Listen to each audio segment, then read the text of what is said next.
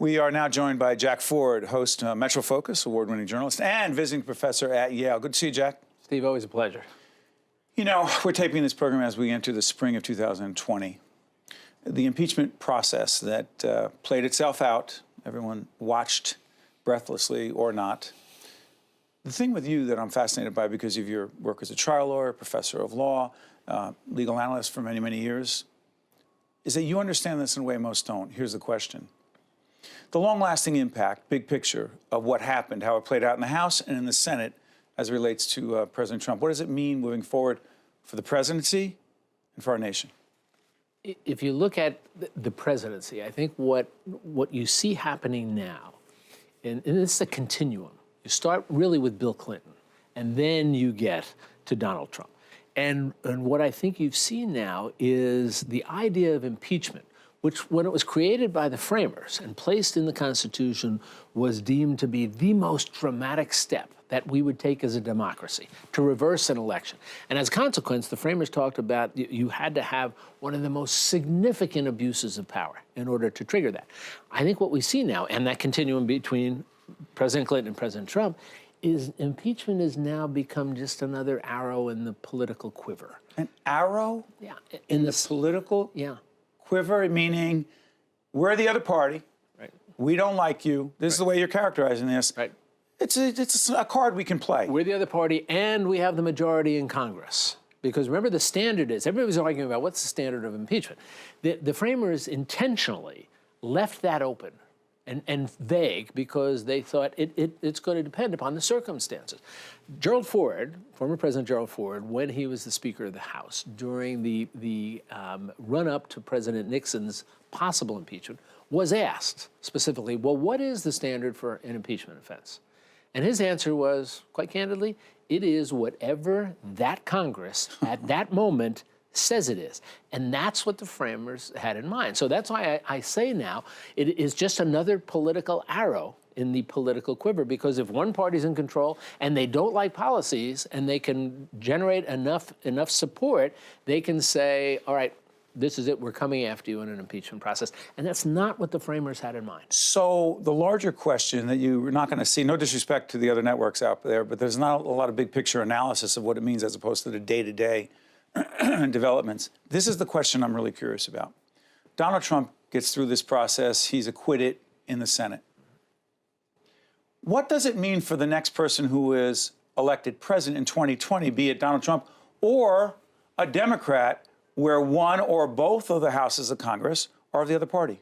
I think what it means is whoever is in that seat in the White House, as long as they have the Senate on their side, in the sense that the party in control of the Senate is the same party in control of the White House. Because they're the final gatekeeper. Right. They're the ones that, one of the things we did learn is people didn't understand impeachment, the term. People thought impeachment means you're removed. Impeachment is the equivalent to indictment. That's a good analysis, even though clearly the framers said this is a political process, not a criminal process. It's not a criminal trial. Excuse me, I'm sorry for interrupting. Does that mean Alan Dershowitz was correct when he spoke before the Senate and said it does not have to be a crime, that the president didn't commit a crime, and even if he had... it was confused, and I don't think... I'm confused. Does it have to be a crime or not, or is it a political decision? The answer is it does not have to be. Does not. Now, and you look at framers, and I know Alan Dershowitz, and I have great respect for what he's done in the course of his career, but I didn't see any other constitutional scholars who came out and agreed with him that it has to be a crime. Again, the framers, they use the term high crimes and misdemeanors, which are sort of inconsistent. High crimes and misdemeanors doesn't make a lot of sense. High crimes and misdemeanors is actually a term of art that came from British politics.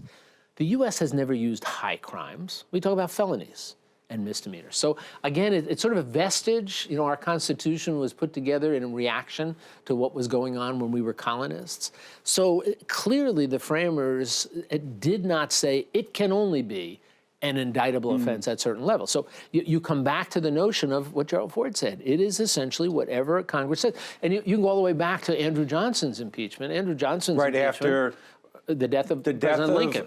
Lincoln, right. Johnson takes over. Right. He is impeached. He is because essentially he refused to follow a lot of the policies that Lincoln had in mind.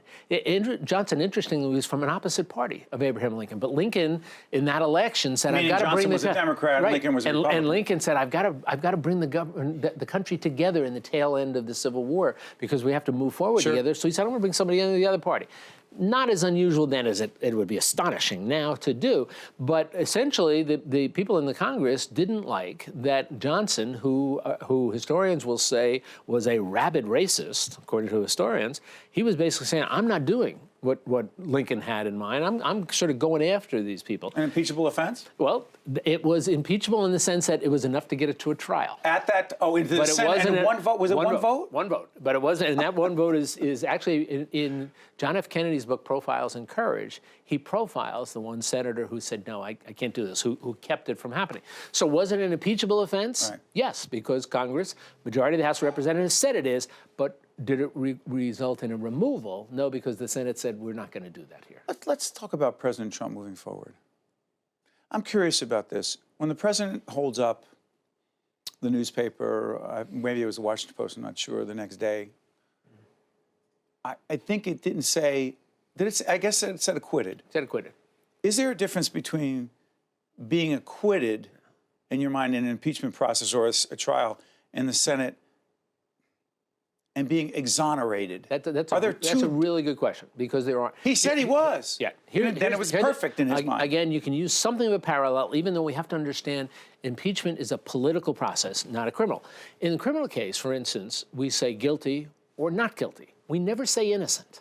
The word innocent does not appear in the criminal justice system. What's the difference? Help because people understand that. Not guilty could mean you're absolutely innocent. Or more likely it means jurors saying, you might have done something here, but the prosecution didn't prove it to me beyond a reasonable doubt, so my duty is to say not guilty. But it's not necessarily innocent. That's why we don't use the word. In the Senate trial for an impeachment? In the Senate trial, we tried to force the same terminology we are comfortable with upon the Senate trial. So we tried to use terms like, well, he was charged with, he was indicted. The term is he's impeached, and then it goes to trial. So there is really not a single word that captures the way the framers had in mind the result of an impeachment trial. Essentially, it was a decision where the Senate voted not to remove. Because remember, people don't know this, there's not a range of options. If you're found responsible, the Senate votes yes on one of these two allegations. Absolutely removed. It says, the Constitution says, shall be removed. It doesn't say may be removed, shall be removed. So, people said, well, why don't they vote to censure him? Well, that's not part of the option. Yeah, because Senator Manchin brought that up as a possibility. That would be a separate proceeding. That's not impeachment. Not impeachment. But here's the other problem that I think for a lot of folks, it can be confusing. It was confusing to me. Hey, this is a lot of the Democrats who are arguing. When the Republicans voted not to have certain witnesses called and certain information, I imagine the argument was that they could compel that information forward. It could have gone back and forth. Right. But a lot of the Democrats are arguing, wait a minute, this is the first, quote, trial in history, Jack, where there's never been a witness and where certain evidence wouldn't be brought forward. And I'm thinking, is it a trial? If it's political, it's not therefore a trial as a non-lawyer, as a layperson. Technically, it's an impeachment process, an impeachment hearing. It's not a trial the way we think of criminal cases trial, because that's why it's so confusing. Because in a criminal case, you have to have witnesses. Did you have to have witnesses here? You didn't, and again, parallels to President Clinton, most recent one.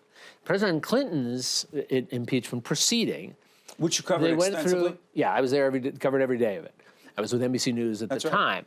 And if you remember, that all came about as a consequence of the special prosecutors. There were a couple of them. Eventually, it was Kenneth Starr. That's right. Their investigation into President Clinton that started with a land deal back when he was the governor of Arkansas. Whitewater deal. Whitewater deal. So there were years of witnesses who had testified before grand juries, who had testified under oath in investigations. So that whole package was delivered to Congress. So basically, the Congress, when the Republican-dominated House said we are going to impeach him, it ended up being on two charges, all right, one of perjury, one of obstruction of justice. They said, we don't need any witnesses, live witnesses, because we have all of this that was done Was that beforehand. comparable to what happened with President Trump? Comparable to here, because, and what President Trump's supporters said was, you all have that. It's all these witnesses testify. Now, here's where an interesting parallel. But what about when new information comes out? John Bolton's got a book. Let's have, no, we don't need him. We have enough. What's interesting is in the midst of the impeachment proceeding against President Clinton, a decision was made, we need to hear more from Monica Lewinsky. People don't realize that because it didn't happen live in the Senate chamber. They said, yes, we need to do that. So she was deposed. Right, deposition under oath by both sides. They asked questions.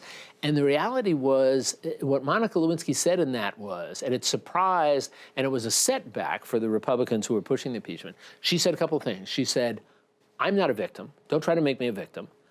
This was consensual, but yet I've come to realize today it was wrong and he was in a position of power. He should not have done that. Monica Lewinsky's suggestion was censure him, but he should not be removed. But as a consequence, you didn't see that testimony being used at all in the proceeding. So in this hearing, now in the impeachment proceeding, the suggestion was made, well, we have now a source of new information, John Bolton, most specifically. You know, why don't we hear from him? And I was surprised that people didn't try to make the parallel, saying, look, in President Clinton's impeachment trial, they said, let's hear from Monica Lewinsky. We did. People didn't like what she had to say. It wasn't really utilized. It was a surprise, and I'm an independent. I'm just looking at this as from the legal lens. It was a surprise to me that you would say in something as significant as this, here's somebody who it would be hard to argue that his testimony would not be relevant. Now, you can argue which side it's going to... But relevant. But certainly... And that's the standard. Is it relevant? Is it material?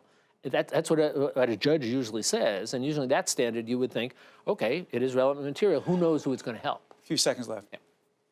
Implications in your mind moving forward again, whether President Trump wins or a Democrat wins.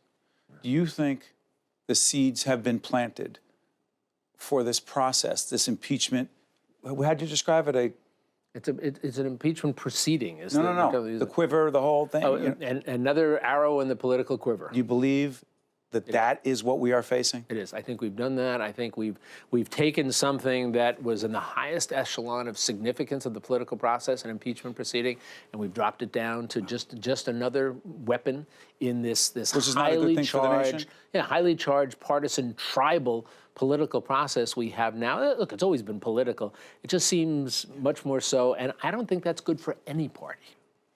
Jack Ford, you know him from MetroFocus, a great team every night on public broadcasting, a host of MetroFocus, award-winning journalist, visiting professor at Yale, legal scholar, the whole bit. Thank you, my friend. Steve, always well done. Good seeing you. You got it. Think Tank with Steve Adubato has been a production of the Caucus Educational Corporation.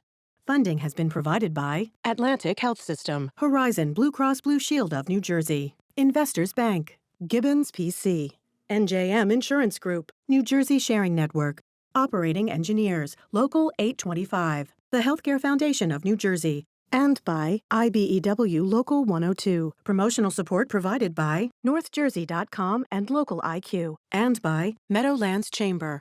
Transportation provided by Airbrook Limousine, serving the metropolitan New York, New Jersey area.